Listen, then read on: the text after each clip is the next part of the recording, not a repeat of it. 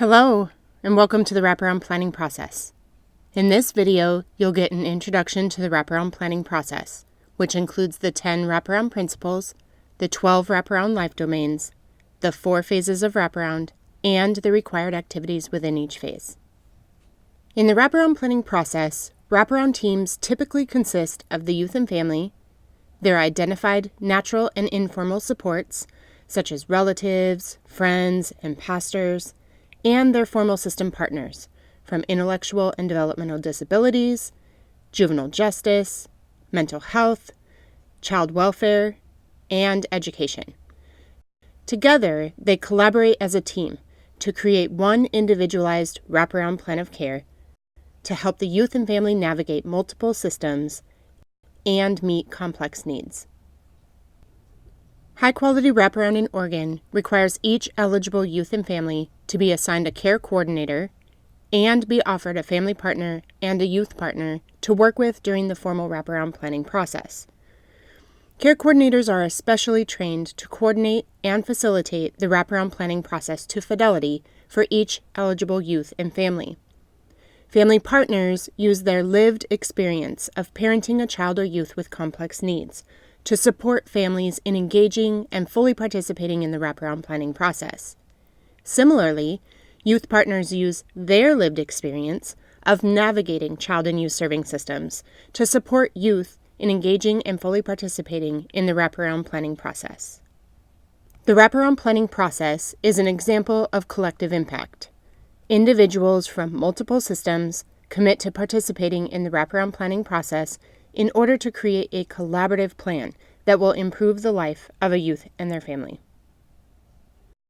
The wraparound planning process is collaborative, team-based, and principles-driven, and is guided by the 10 wraparound principles: family-driven and youth-guided, team-based, natural supports, strengths-based, collaboration, community-based, cultural and linguistic responsiveness, individualized, persistence, and outcome-based. The wraparound planning process is also guided by the 12 wraparound life domains, which help to identify strengths and needs of the youth and family. These life domains are psychological and emotional, family and relationships, educational and vocational, spiritual and cultural, health and medical, substance abuse and addictions, financial, legal, daily living and life skills, social and recreational, crisis and safety, and home and a place to live. The overall goal of the wraparound planning process is to create one plan of care for each youth and family that identifies strengths and needs across all 12 wraparound life domains, addresses legal mandates and safety concerns, and is grounded in the 10 wraparound principles. The wraparound planning process involves 4 phases.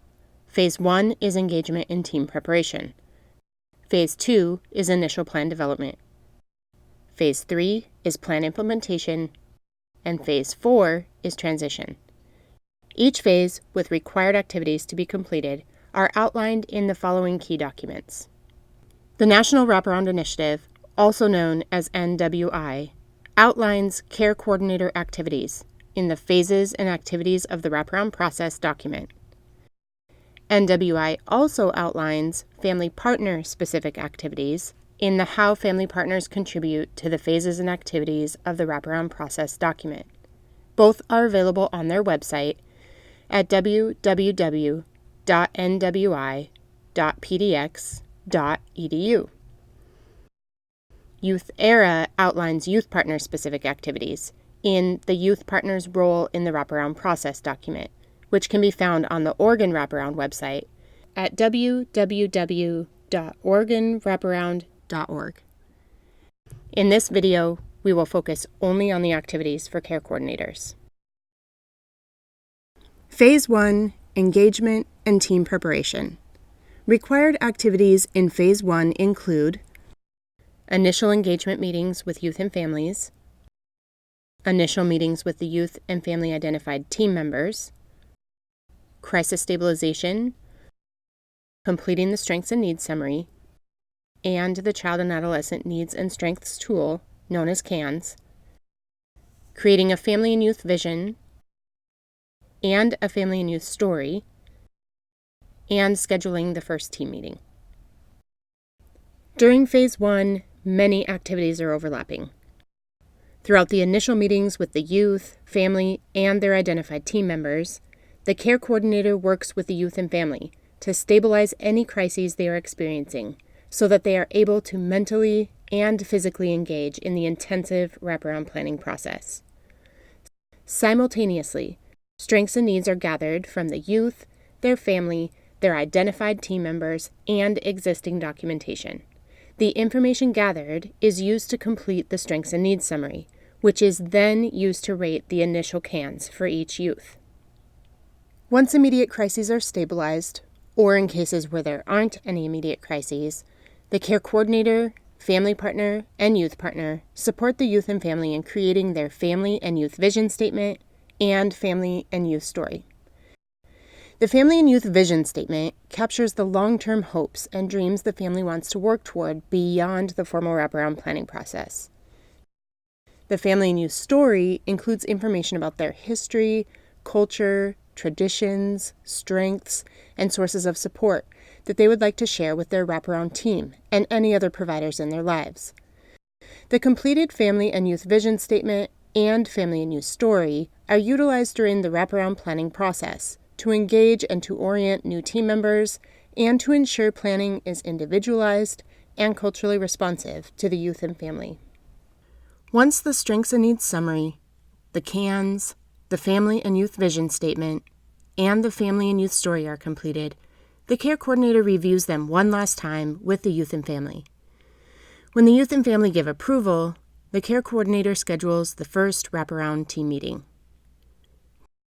When all the Phase 1 activities have been completed, the wraparound team is ready to begin Phase 2, initial plan development. Required activities in Phase 2 include facilitation of the first wraparound team meetings in order to create the initial plan of care. Care coordinators facilitate wraparound team meetings with the youth, family, and their identified team members. Because the wraparound planning process is individualized and culturally and linguistically responsive for each youth and family, the number of wraparound team meetings it will take to develop the initial plan of care will be different for each youth and family. The wraparound crisis and safety plan is developed in a separate meeting of individuals who the youth and family have chosen to support them during crisis. Once completed, the crisis and safety plan is brought back to the larger wraparound team meeting to discuss and plan for implementation. Care coordinators use the 12 facilitation components each time they facilitate a wraparound team meeting.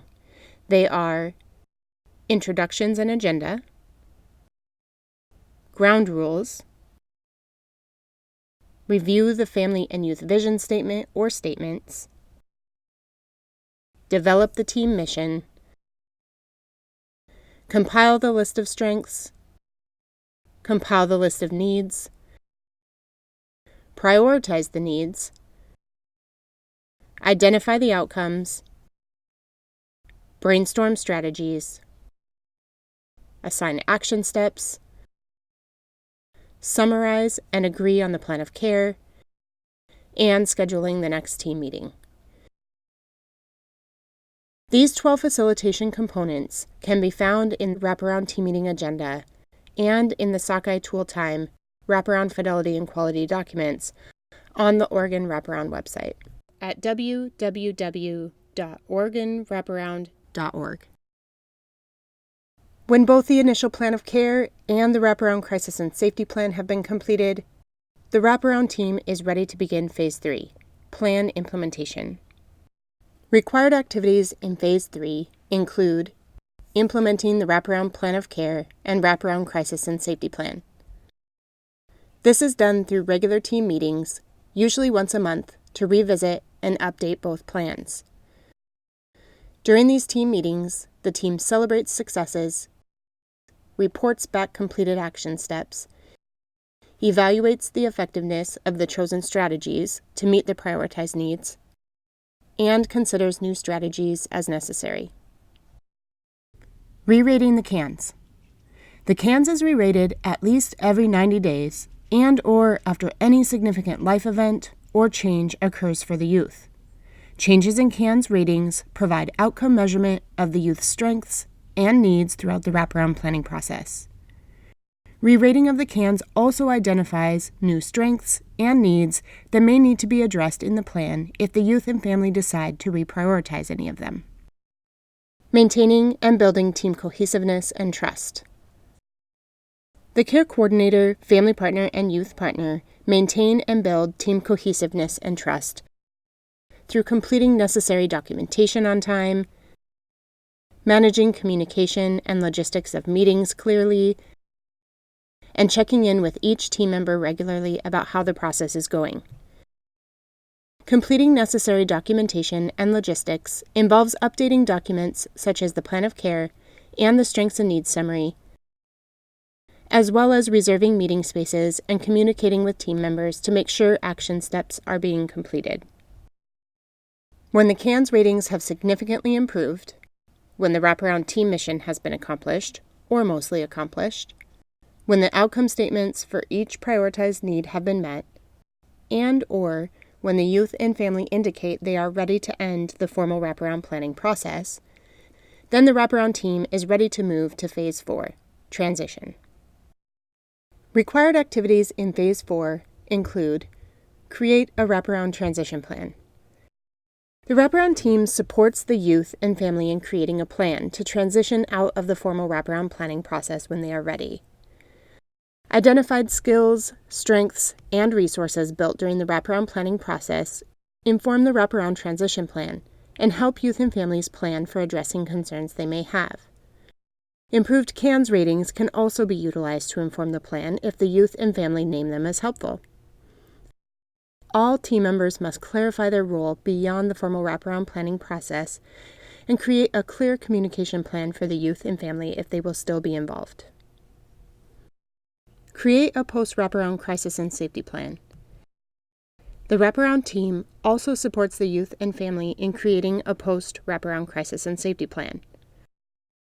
The discussion should cover who continued supports will be for the youth and family, the services they will remain connected to, and how strengths and skills can be utilized in crises that may arise. Celebrate transition from the formal wraparound planning process. Asking the youth and family how they would like to celebrate the end of the formal wraparound planning process is a strengths-based way to end the process. The care coordinator, family partner, and youth partner will help to plan the logistics and to discuss what the youth and family want to do for their celebration and who they would like to be involved. As with everything else in wraparound, the youth and family will ultimately decide if they want to celebrate or not.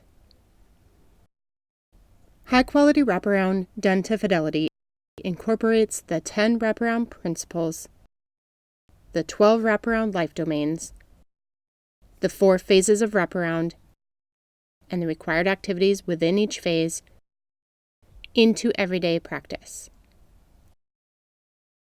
High-quality wraparound done to fidelity validates youth and families as the experts of their own lives. Builds skills throughout the process that empower youth and families to take charge of their family's care, and demonstrates to youth and families what collaborative relationships with their system providers can look like. Through courageous conversations and constant attention to finding and insisting on a strengths-based perspective, the reward is a process that addresses the heart of needs and, in turn, creates functional and sustainable change for youth and families.